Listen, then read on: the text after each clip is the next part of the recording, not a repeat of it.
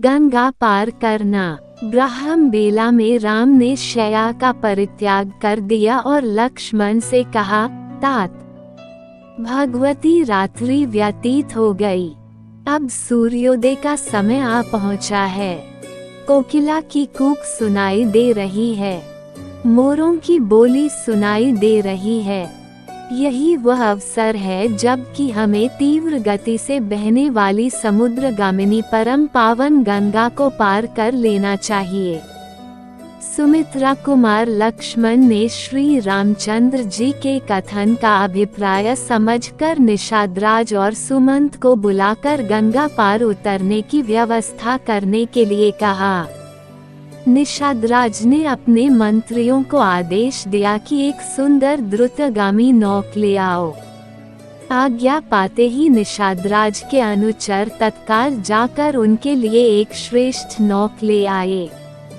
नौक के घाट पर लग जाने पर राम, सीता और लक्ष्मण घाट की ओर चले। उन्हें घाट की ओर जाते देखकर मंत्री सुमंत ने हाथ जोड़कर कहा, हे रघुकुल शिरोमणि, अब मेरे लिए क्या आज्ञा है।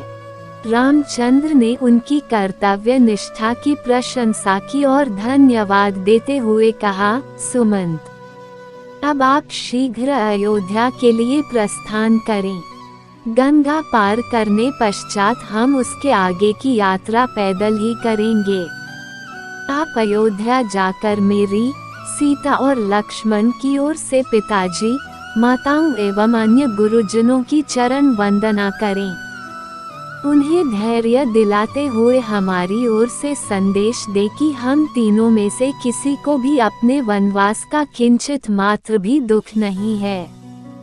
उन्हें ये भी कहें कि 14 वर्ष की अवधि समाप्त होने पर मैं, सीता और लक्ष्मण आपके दर्शन करेंगे। आप भाई भरत को कैकेयी से शीघ्र बुला ले तथा राज्य सिंहासन सौंप दे ताकि प्रजा को किसी प्रकार का कष्ट व असुविधा न हो। हे मंत्र व भरत से भी मेरा ये संदेश देना कि वे सभी माताओं का समान रूप से आदर करें और प्रजाजनों के हितों का सदैव ध्यान रखें। सुमंत अत्यंत विह्वल हो गए और उनके नेत्रों से अश्रुधारा बह चली। अवरुद्ध कंठ से वे बोले, हे तात, आपके वियोग में संतप्त अयोध्या की प्रजाजनों के सम्मुख मैं कैसे जा सकूंगा। जब वे पूछेंगे कि आप लोगों को छोड़कर कैसे लौट आए तो मैं क्या उत्तर दूंगा। मैं जानता हूँ कि आपको न पाकर सहस्त्रों अयोध्यावासी शोक से मूर्छित हो जाएंगे।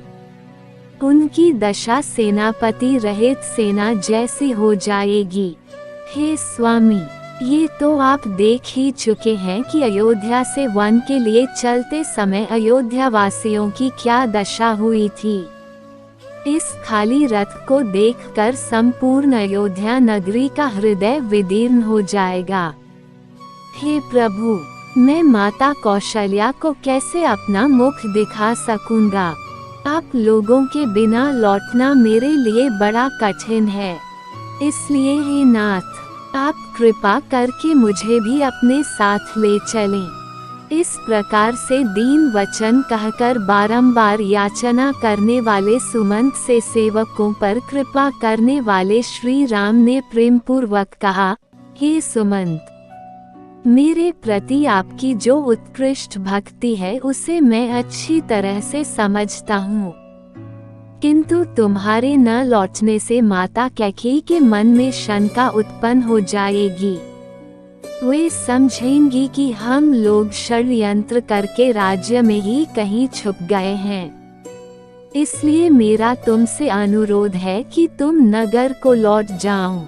तुम्हारे लौटने से जहां माता कैकेयी की शंका भी समाप्त हो जाएगी और महाराज तथा मुझ पर किसी प्रकार का कलंक भी नहीं लगेगा।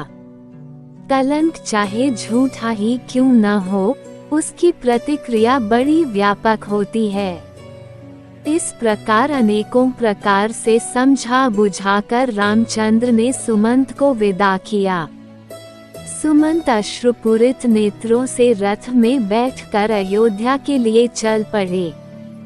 सुमंत के जाने के पश्चात राम गो से बोले, निषादराज, तुम कृपा करके हमारे लिए बड़ का दूध मंगा दो, क्योंकि अब हम वनवासी और तपस्वी हो गए हैं और हमें जटाएं धारण करके तापस धर्म की मर्यादाओं का पालन करते हुए निर्जन वनों में निवास करना चाहिए।